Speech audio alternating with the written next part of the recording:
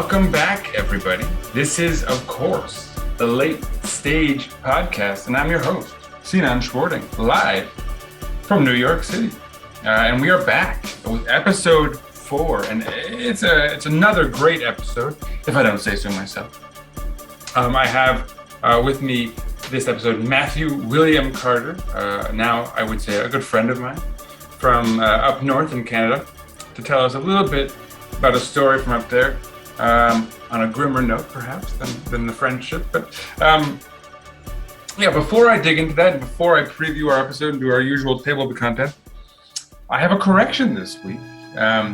Shouts to our follower, our listener, our viewer perhaps, from Amman, Jordan, or at least possibly, in this day and age of VPNs, you never know exactly where the people are, where anyone's coming from.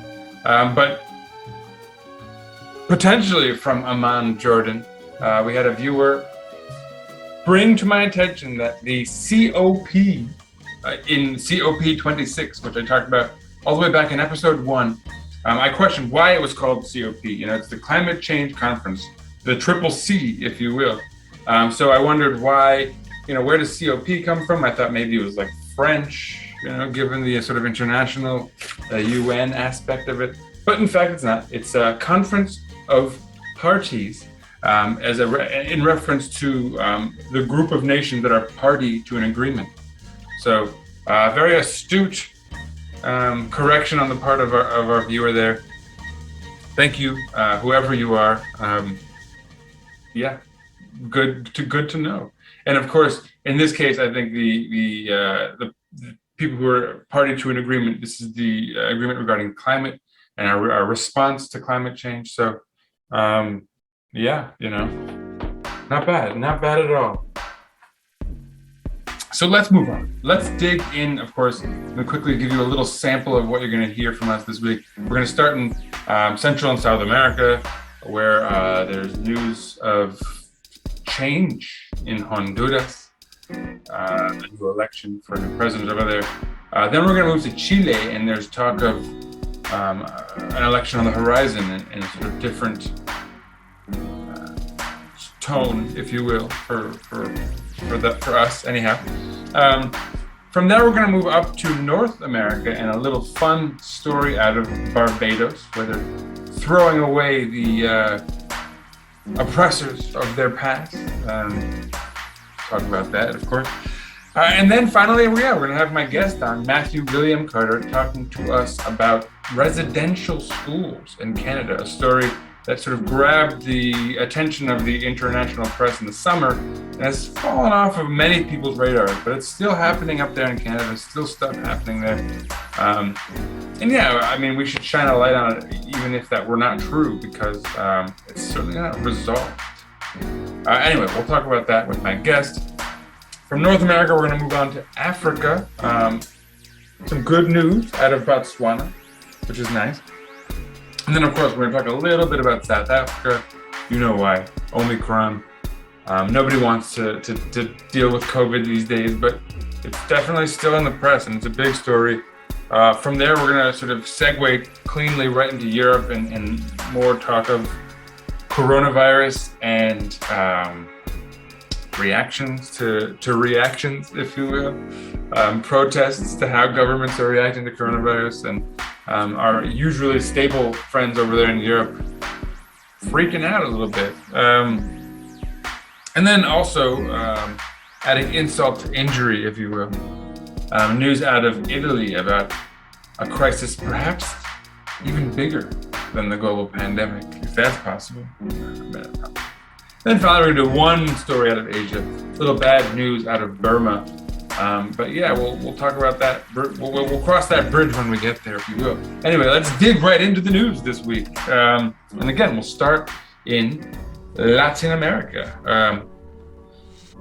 Starting, of course, in Honduras. Just this week, an election result came in a landslide. Xiomara Castro won.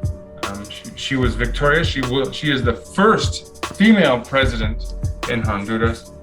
She will take power on January 27th, 2022, and it will be the first time a leftist government had power in Honduras since 2009, 13 years. And that government was helmed by none other than Manuel Zelaya, who is the husband of Xiomara Castro, the president-elect. Interestingly, in 2009, Manuel Zelaya was elected in 2006, had 3 years in charge, and was ousted in a military coup that was eventually, if not initially, backed by the United States.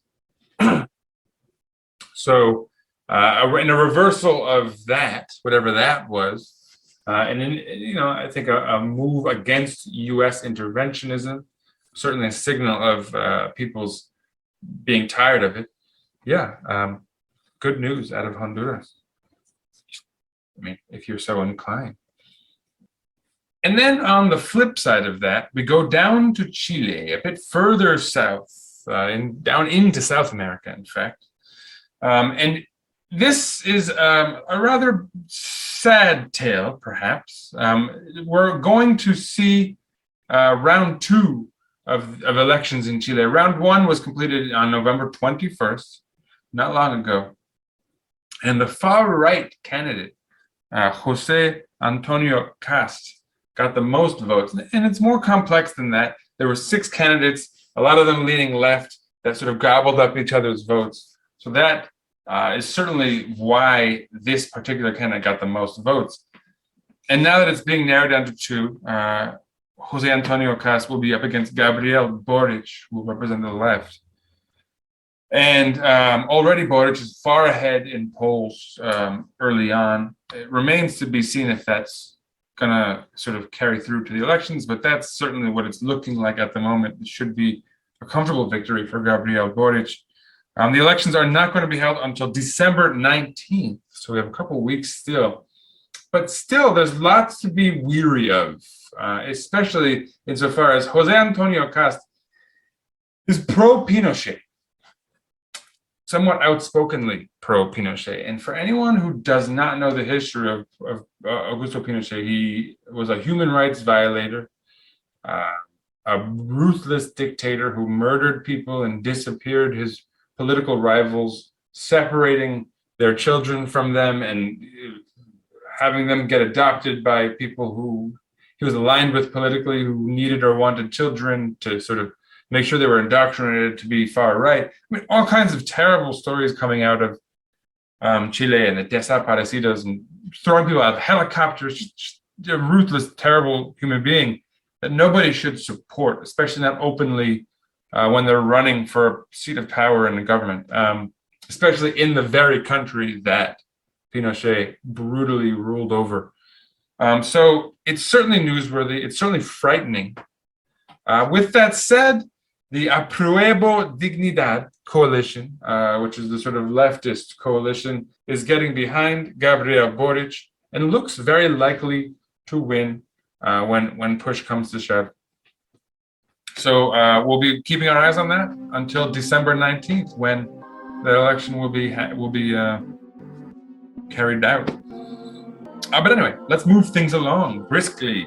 Keep it flowing to North America, and especially Barbados, where many might have assumed that Rihanna was the queen of Barbados, at least unofficially, and now there's much better odds that could be true, if not now, someday anyway. The Queen of England has been ousted as the head of state for a title she holds in all of the United Kingdom's commonwealths. Barbados was a commonwealth starting in 1966 until this last week when they were done with that. They decided and they became a republic, fully independent of the United Kingdom. They are the first state to do so, the first commonwealth to break free entirely from the Queen's rule. Interestingly, so from May 14th, 1625, when the Olive blossomed, a British ship came in and claimed the island of Barbados for King James I, Ever since then, Barbados had been under English rule, of some variety, some shape or form of English rule until now. And so now, congratulations. Any fan of decolonial, anti-colonial work will be a fan of Barbados getting rid of their colonial overlords completely in any way. Interestingly, Canada was the first country to sort of entertain the idea, the first Commonwealth, rather, to entertain this notion of getting rid of the Queen, but they did not see it through. Apparently, there are still pockets of Canada that are quite loyal to the Queen. I asked our next guest about that. And speaking of which, let's talk about this. So, my next story out of North America, and you'll note I'm not talking about the United States this week. That is, for the most part, intentionally, if we're going to be honest. We've talked about it a lot, and we're going to do our power rankings for U.S. corporate news talking points this week. But yeah, I tend to overfocus on it, and what am I going to talk about? Gun violence? It's well known that the U.S. government will never do anything about gun violence because it is not capable of standing up to the NRA and the gun lobby. So for the sake of just focusing on actual news that we can kind of do something about, perhaps, or at least focus on without just ruining what cannot be done, let's talk about Canada. And hopefully, I think this is a story that a light needs to be shined on continually. And in this summer of 2021, this recent summer, finally, this started getting press outside of Canada too, even down here in the States, where we typically don't care much about what our northern neighbors are up to. And so, yeah, in this case, there was talk of residential schools, which we don't know anything about, which were sort of set up to help assimilate, if you will, Indigenous populations throughout Canada. There are a lot of these schools set up all around. I don't want to go into too much detail. My guest really does a great job of explaining what these things are and what the story was. But I would just like to make note of the fact that, I think the story was brought to attention in the summer, and it's faded away. It's off of most people's radars, and it shouldn't be. The people who were dealt a great injustice, I don't think they'd want this to have faded from the news. And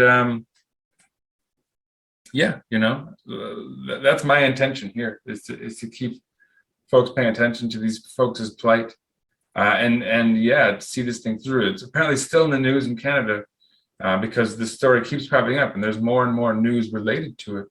So we'll see what happens. But without any further ado, I introduced my friend from up north, Matthew William Carter, also a fantastic MC who goes by the name of Anti-Frantic, giving Drake a run for his money. So without any further ado, let's just cut to the chase.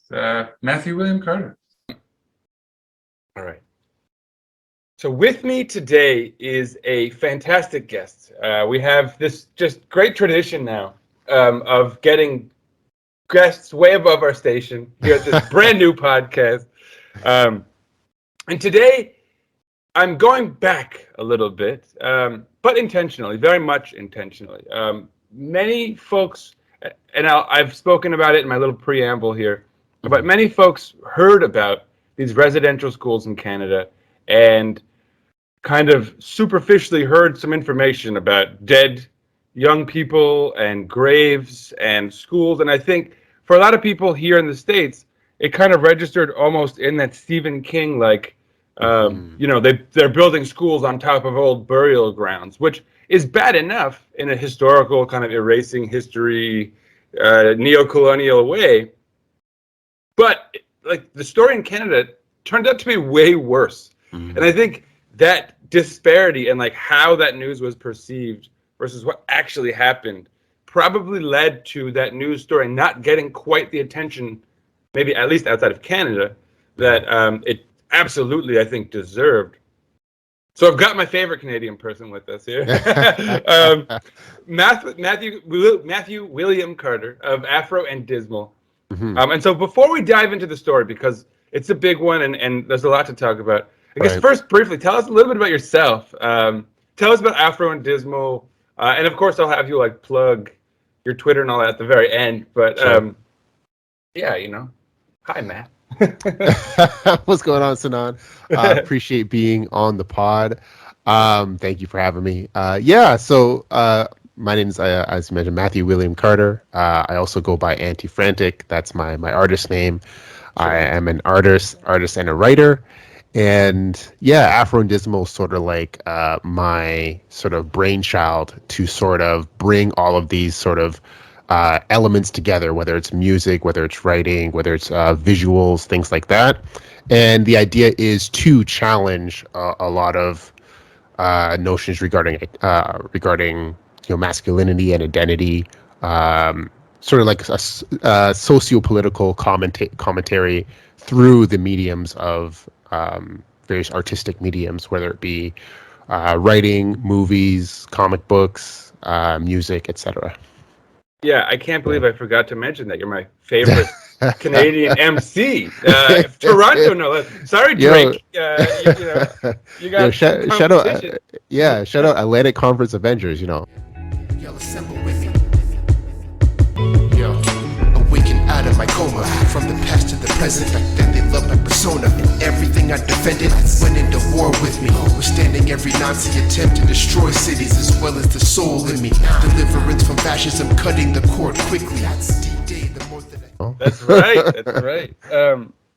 No, it's such a great pleasure to have you on. And I saw you on a podcast.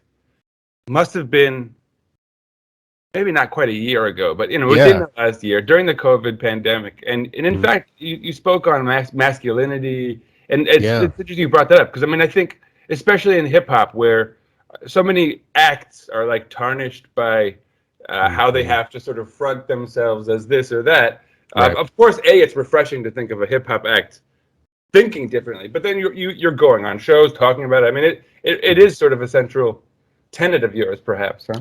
Yeah, definitely. And I think being an impressionable youngster that when I first got into hip hop and rap, I think that I was very much affected by those sort of portrayals and those sort of like larger than life or outside of the bounds of reality sort of portrayals of masculinity and the sort of unrealistic bars that they set. And so wrestling with that throughout the up until the present and continuing to sort of wrestle with that has been sort of a galvanizing sort of experience for me. Everyone check out, and I'll put his artist at his Twitter handle here so you can see that. Definitely give him a follow. Check out his music. It's really top-notch stuff lyrically. Got some great beatmakers working. Oh yeah, that's true. But no, really, it's fantastic stuff. And you just released some new work recently. Again, maybe at the very end we'll circle back to that. You can talk about that most recent project. But so for sure. Now let's get to the news because this is a big one, and I don't want to give it short shrift. In fact, it's very much my purpose to.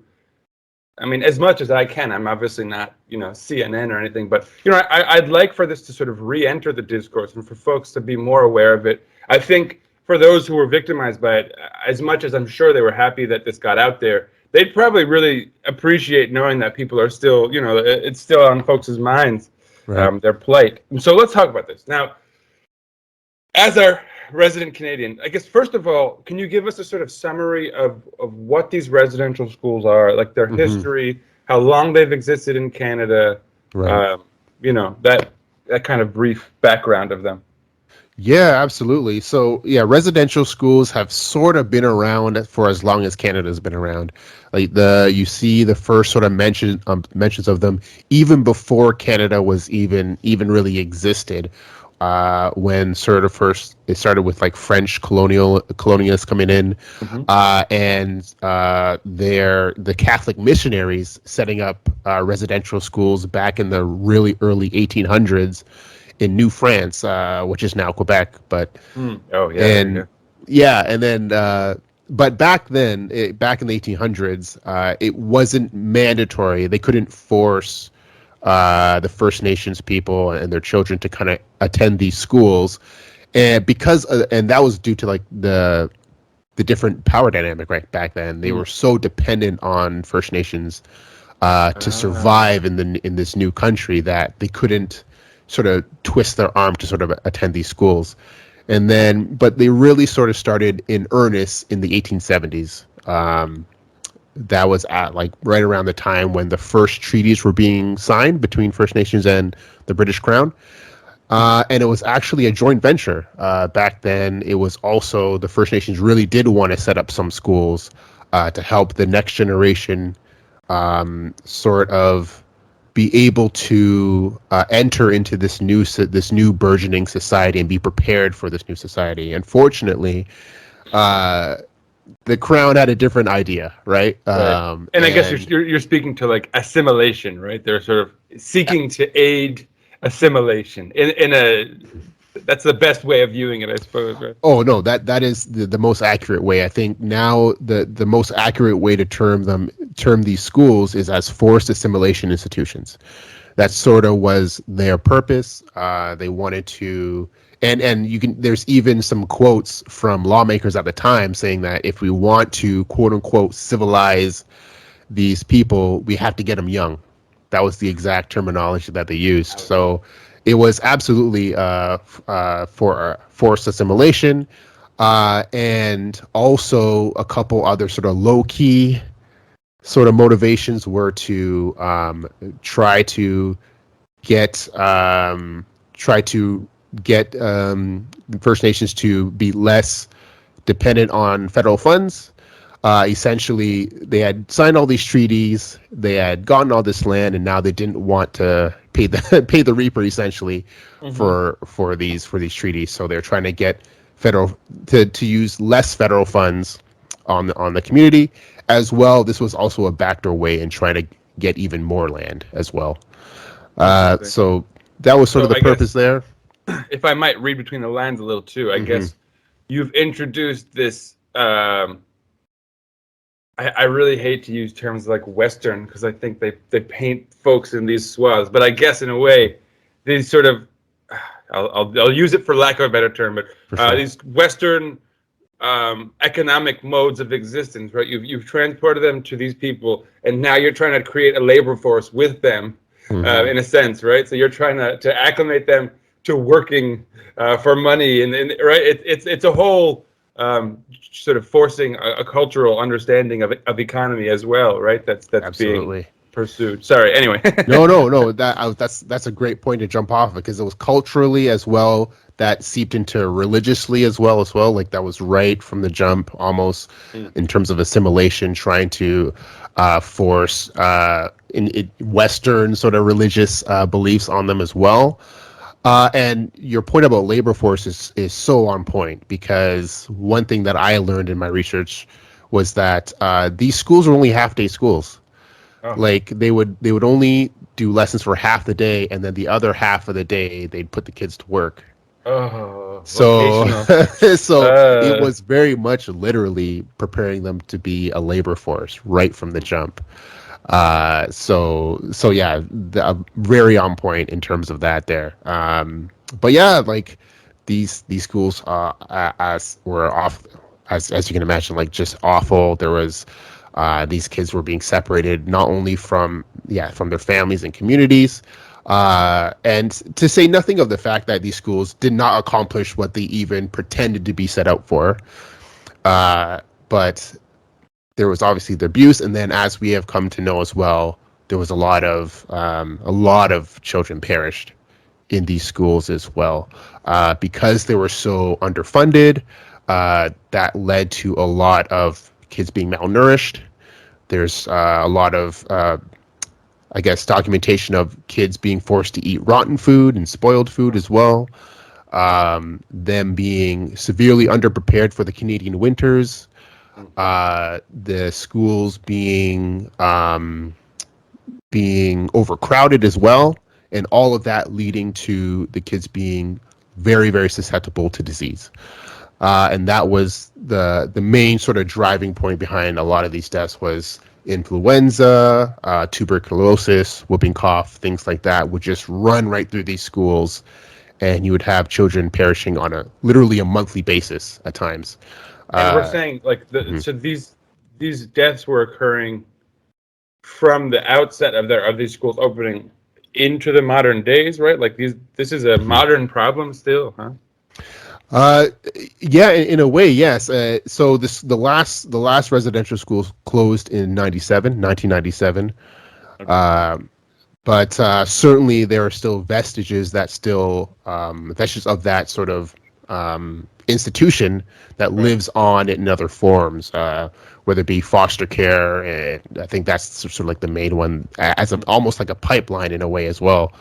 And so yeah, a lot of what was taken from the residential schools still lives on in that realm as well. Wow. It's so surreal to imagine this happening. Like, 97, right? I'm trying to think of Exactly. right, like what movies like that, like E.T. was dated by then, 97. What was happening in 97? Like I was in high school already. Like, yeah, that is modern times. It's very, very I was very surprised to see that it had lasted until the 90s. But indeed it did. Yeah, very, very concerning to say the least.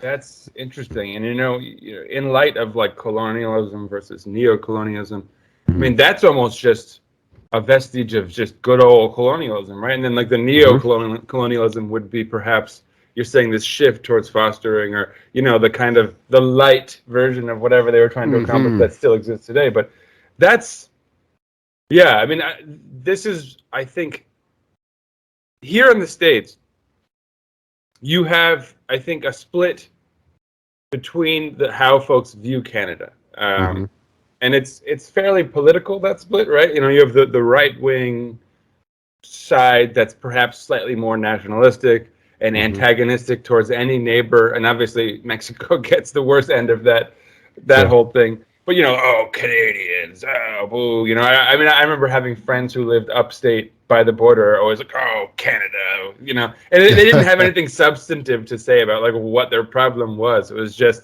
you guys are the other across the border that they kind of, get to sort of talk smack about. And then of course you have on the left, and especially I suppose the sort of liberal left, but people tend to put Canada on a plane, on a high. Right, we respect Canada. You guys have a great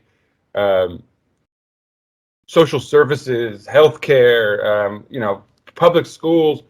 Your universities are fairly well known, despite like the logic of private must be better that has sort of consumed this country. You've got schools there which are actually private, like McGill and whatnot, but they're very affordable and very flexible. I mean, you guys have in a lot of ways the sort of vestiges of a society that we on the left here want. But as such, it's so bizarre, because of the what's the word I'm looking for?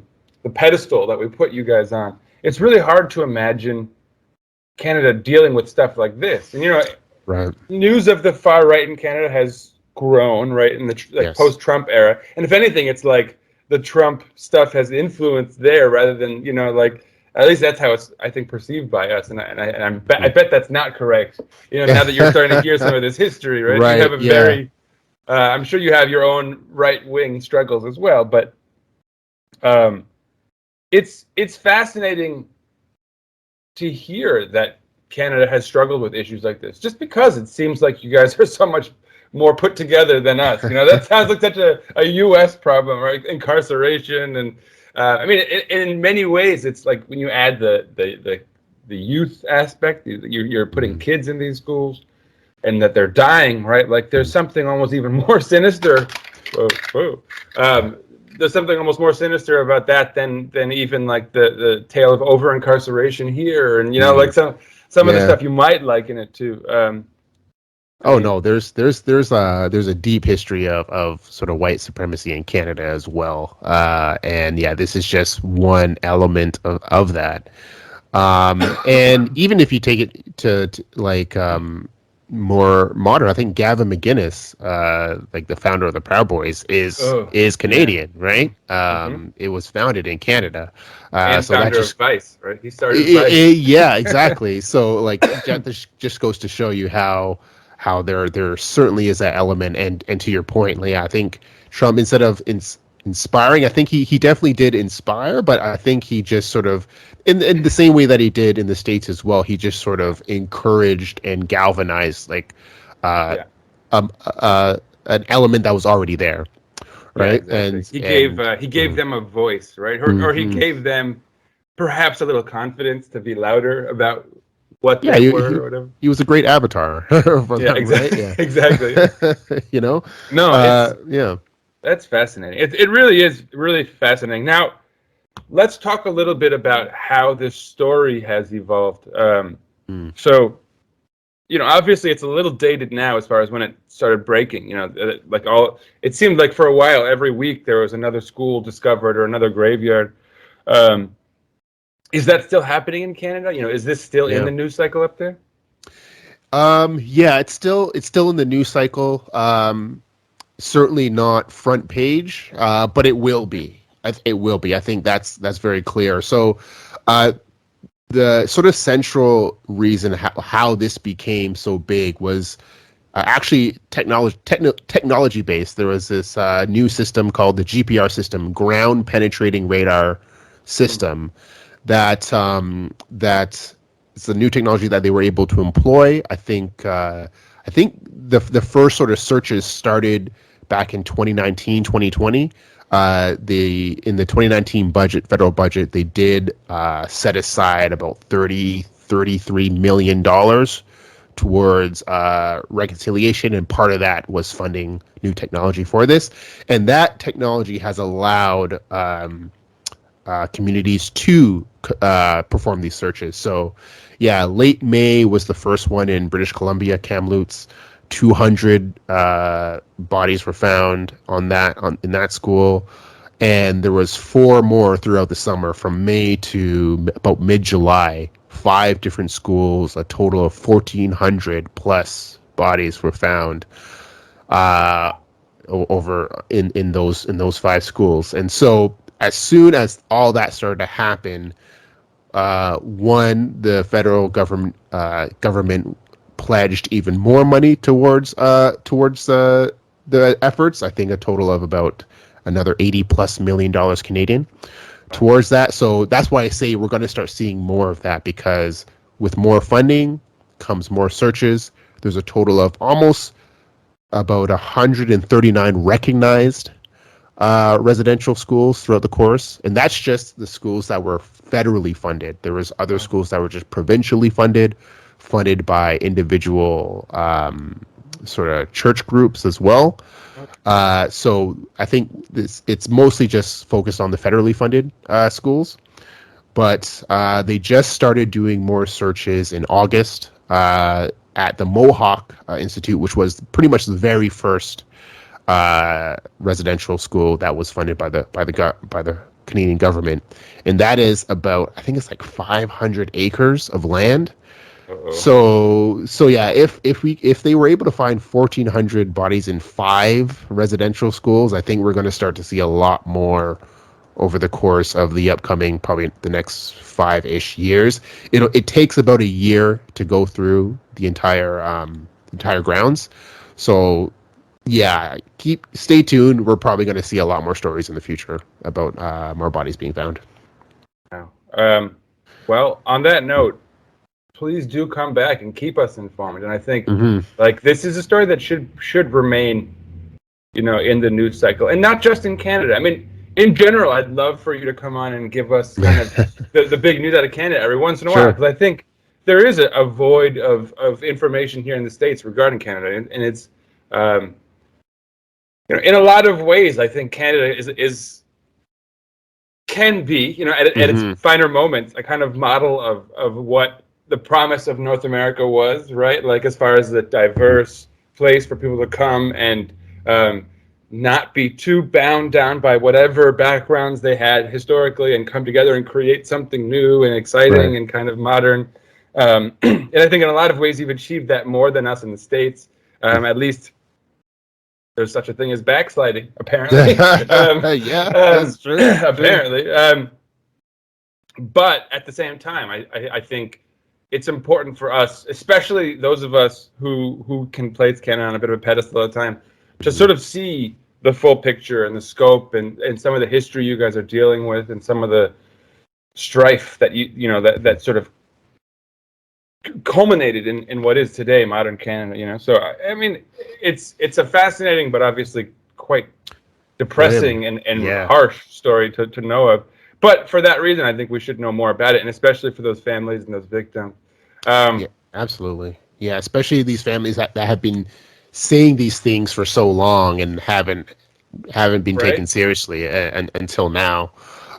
So I think that lends them. I think that's lends them a lot of credence, and I think we were speaking about catharsis earlier. I think that's very cathartic for them, specifically in obviously a grim way, but in a way that can be healing as well. So hopefully that continues. And and more than happy to come back and speak more about it in the future as well. Awesome. So last thing, I guess, quickly. Sure. Your music, your projects, Afro and Dismal. Like, where do we find you on the internet? And specifically with your music, like, tell us a little bit about that latest project of yours, because it was actually really nice. I shared it on Instagram, but is that the My Life Matters one? Yeah.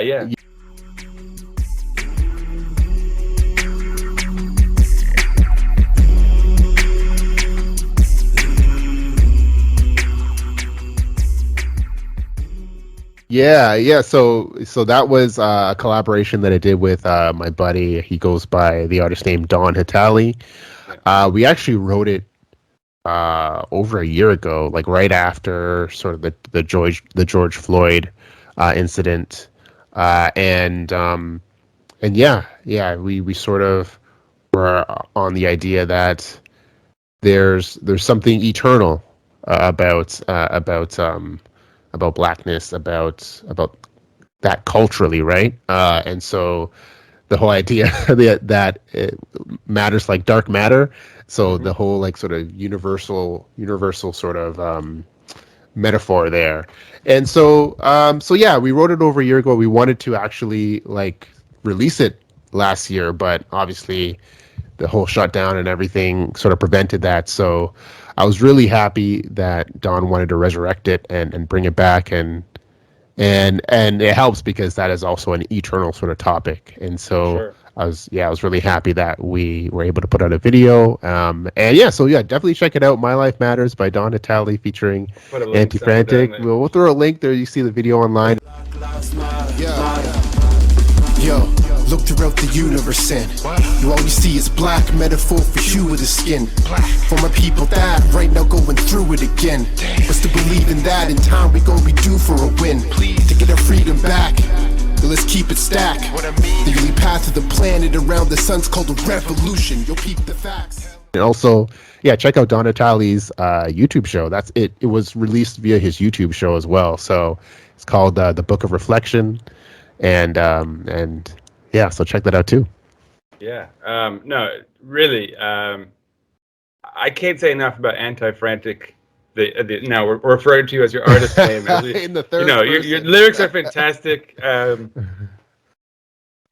Poignant, timely, all of that, and I like the song a lot, and it reminded me of. I don't know if you've seen this, but there was a Michael Che segment, and he was talking about Black Lives Matter, and he was like, "They won't even give us matter. They won't even give us matter. Like we can't even matter, So the sort of My Life Matters. I thought it was very good, poignant. Obviously, for the times, it's relevant. Definitely, please check that out. Check out him on Twitter. And I'll give both of his accounts. His new journalism account as well. You've got a Medium. .com page as well. I think I'll put that in the podcast info. Cool. And stay tuned. We'll bring him on plenty more. I hope him being you. We're going between third person and second person, like third person, all over the map. Yeah. But so that's it. Thank you so much for coming out. All right, no worries. Thanks for having me, Sinan. Yeah. Anytime. Thank you so much, Matthew. Just great input from him. Does a great job of explaining that situation. and why perhaps we should all be focused on what's going on over there still. So yeah, we'll keep our eye on that story, of course. Perhaps Matthew will come back. Stay tuned for our Patreon. I'm going to put the full episode up there, the full interview rather, because we kind of go off on a few tangents. At the end, we maybe stumbled upon a new podcast for you folks to be entertained by, but I don't want to spoil it. Anyway, moving on. It's also very unnewsy. Moving on to our next continent, we're going to go to Africa, and specifically Botswana. Now, in 2009, there was a landmark ruling that sort of shut down a previous ruling against what was called gay sex. And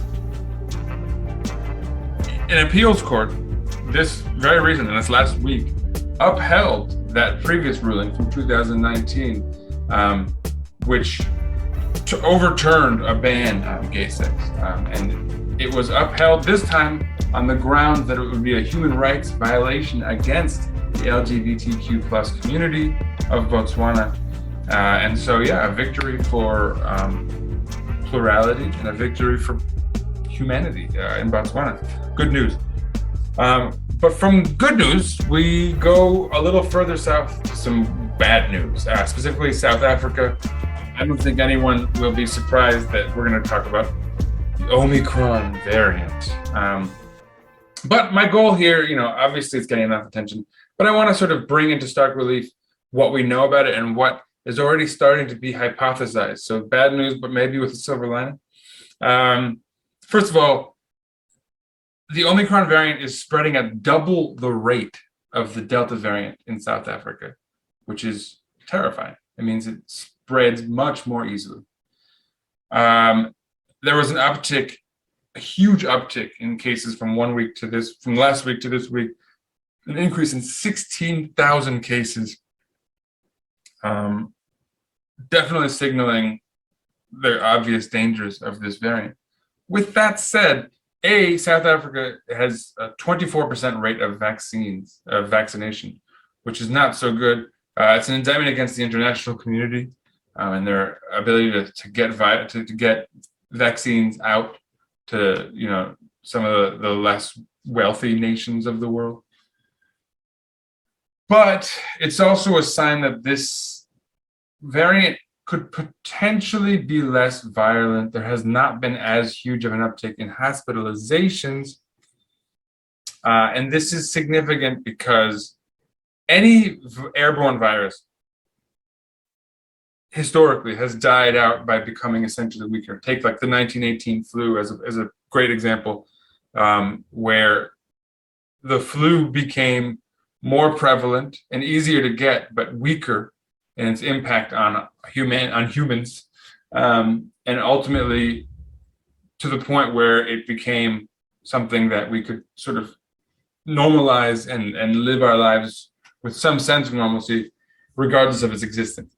And so if that is in fact the trajectory of this Omicron variant, and the data has not borne that out yet, there's a lot that remains to be seen. It's still relatively new, and so we have to wait for this to actually be confirmed.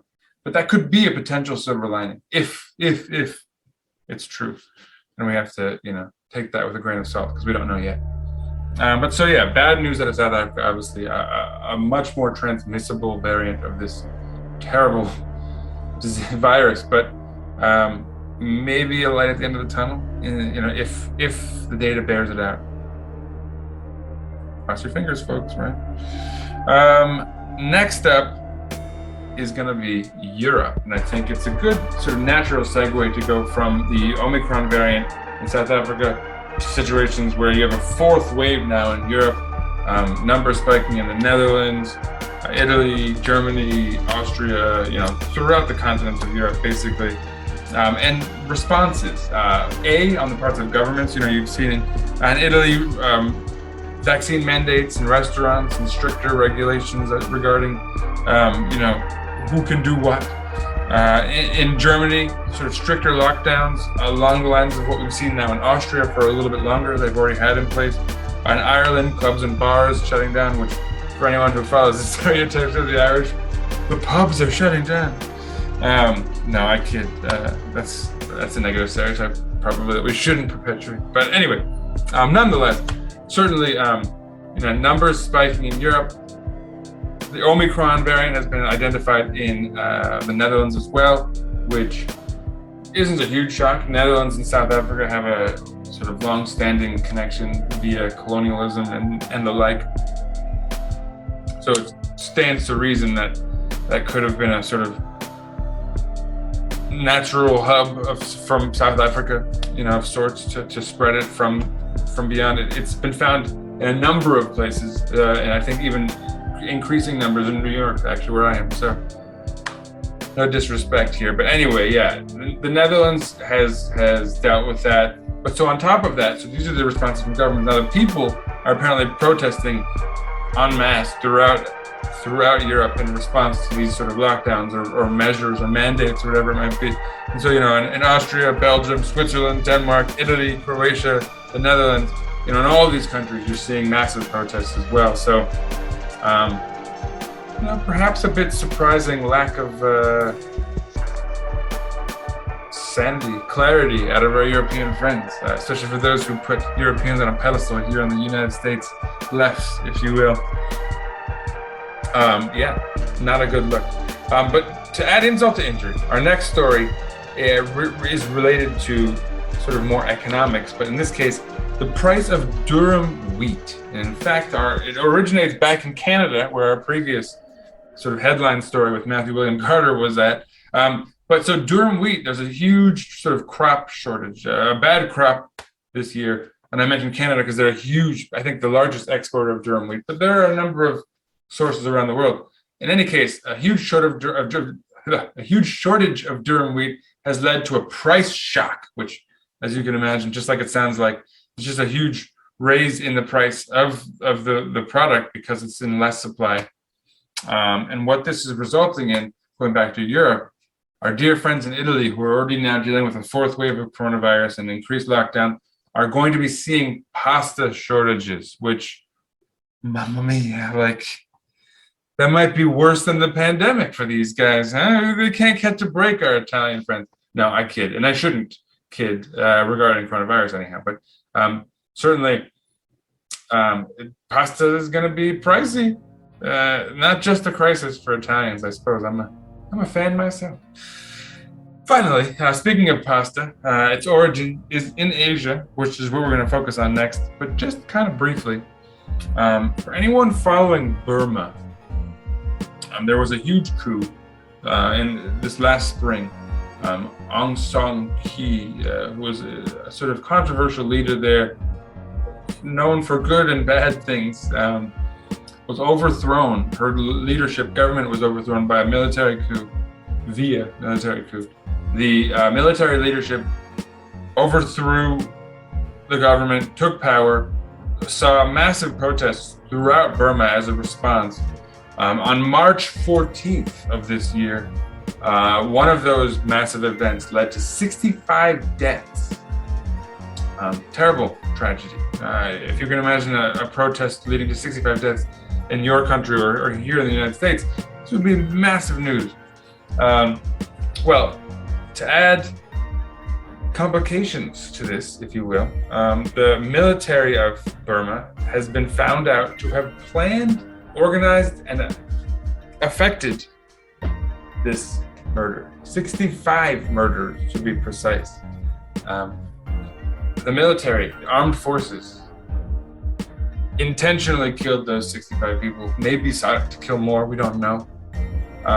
No point speculating that. So, in a country ruled by the military that obviously has outsized power, now the question is raised, what can anyone do to press them on this? We shall see. But certainly a country in peril, facing a bleak future and a leadership that is not trying to be held to account, which is not unique to any leadership, but certainly bad news for the folks of Burma. So that's it for our news this week. Let me sort of shift gears, and we're going to move into our power rankings this week, the U.S. corporate news sort of top 5 talking points. And so, so you don't have to watch the news here. I'll do it for you and sort of break it down as often as I can, just about every week, except for the week I gave too many episodes. But I'll start from number 5. Number 5 this week, down from number 2 last week, sort of unseated by some temporal but terrible, I was going to say terrific, but certainly that's not accurate. Terrible news events, but fleeting, that typically they'll be gone by next week, I imagine, but we'll get there. So this week, inflation still in the news, but mostly regarding the price of things, the supply shortage, Christmas shopping potentially being infected, those kind of puff pieces, just to keep it in the news. In a sort of accordance with that, apparently there have been some pretty good job numbers in the United States, so that could sort of turn things around. But inflation is not getting in the news globally. Apparently, I had a number of Japanese acquaintances who are worrying about inflation in the United States now as well.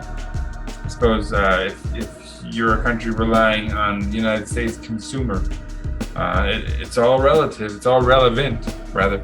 Anyway, so that's down from 2 last week, but still in the news. And number 4, down from, or actually it's actually up from 5 this week, is Joe Biden. And in this case, it's Joe Biden's health, which I talked about with John Okar last week. This is something that we tend to over-focus on in the media. But certainly he came in with a rugged voice, sounding sick. He's apparently been tested for coronavirus many times, not positive. So he's okay, it's just a cold, he said, from hugging his 1.5-year-old grandchild or something like that. Whatever, good for him, I guess. Of course, he's also in the news because his popularity numbers are down quite low. So low that they're second lowest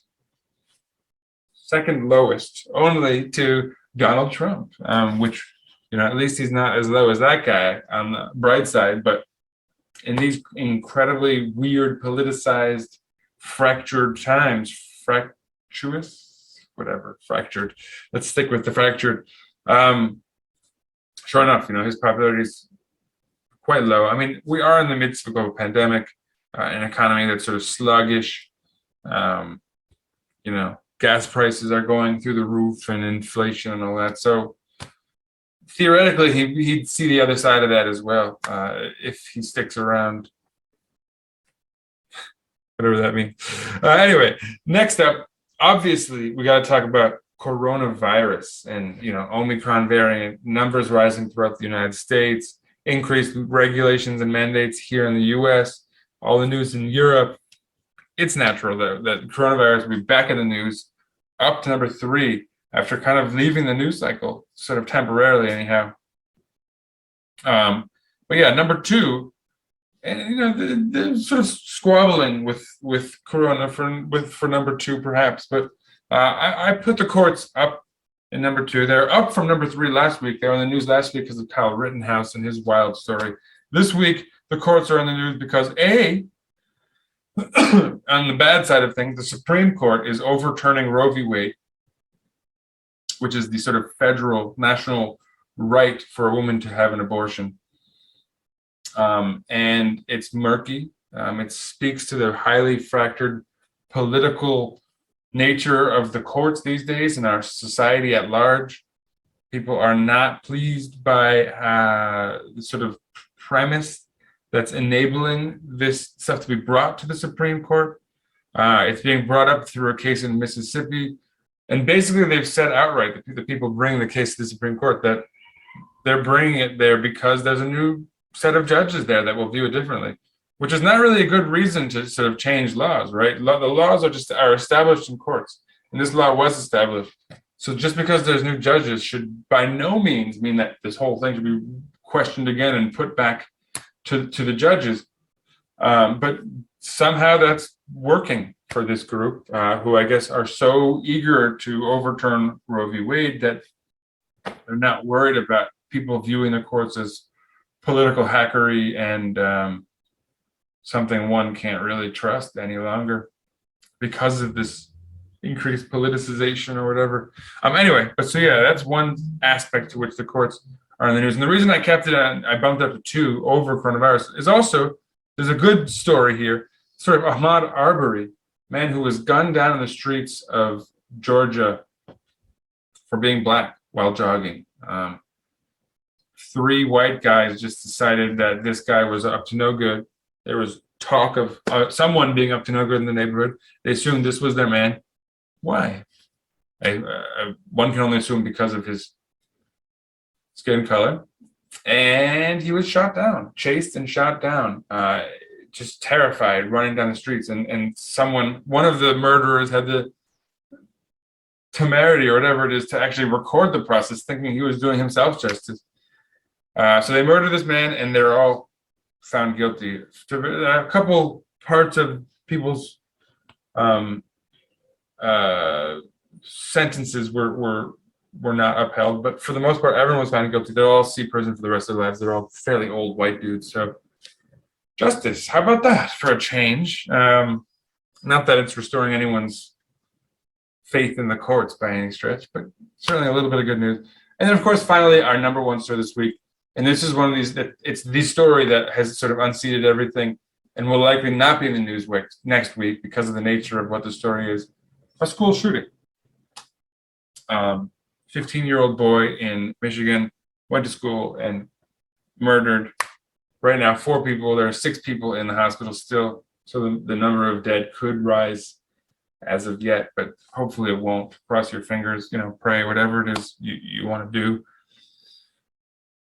But the story has maintained its presence in the news cycle. I mean, it would probably still be in it, I guess, to be fair, for a couple of days. But on top of things, so the parents are being found to be responsible for this. Now, they bought their 15-year-old son, who showed clear mental issues. They bought him a gun for Black Friday. That's probably the most American sentence you'll ever hear, as a Christmas gift. And so he had drawn pictures of bloody bullets and murdered people and said, I don't want to misquote him, but something along the lines of like, help me, I can't stop these thoughts or something. He'd shown clear signs that the school had brought his parents in to tell them about this. They didn't think anything of it. They left, and that same day, he shot everyone. And on top of it, previously, he'd been seen looking for ammunition for a gun on his phone while he was on school grounds. It was reported to the parents. Not only did they not care about that, they joked with him, and this has been revealed via text. Now that you're going to be a gun owner, you can't get caught. So they not only encouraged all of his sort of gun stuff, but they were well aware of his sort of mental issues and some of the stuff he was saying and writing that would have signaled he was in no position to own a gun. And they didn't think twice about even checking if he'd brought his gun with him that day that he'd been found out to have been writing and saying this stuff, and that same day. And so this shows negligence, obviously, on the part of the parents, but even perhaps the school, who should have insisted that he be sent home.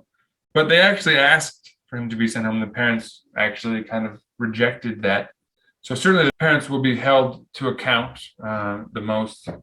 And so this kid, who's also going to see juvenile, detention centers and probably prison for much of his life as well, will know that his parents are going to see prison for the rest of their lives, most likely as well, because of their role in helping him become the citizen he's become to date. But so yeah, that's it for our top 5 this week for our power rankings. Obviously some grim, brutal stuff in the U.S. news, as per usual. And we'll hear thoughts and prayers and, a lot of hand wringing about what needs to be done about these guns and these kids, but you won't see anything happen. I think we can be rest assured that that's not going to happen. And by that, I mean anything. Anyway, for the week's Weird, speaking of Kyle Rittenhouse, who I mentioned as the reason the courts were in the news last week, this week he's still in the news because representatives in the House, Paul Gosar of Iowa and Matt Gaetz of Florida, are competing for his hand as an intern in the House of Representatives.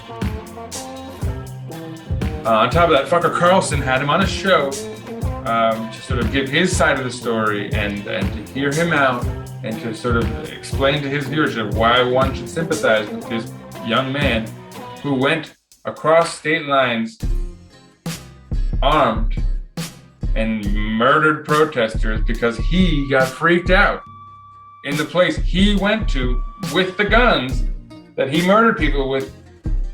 I mean, anyway, this is the 2021 definition of a hero for the far right, apparently.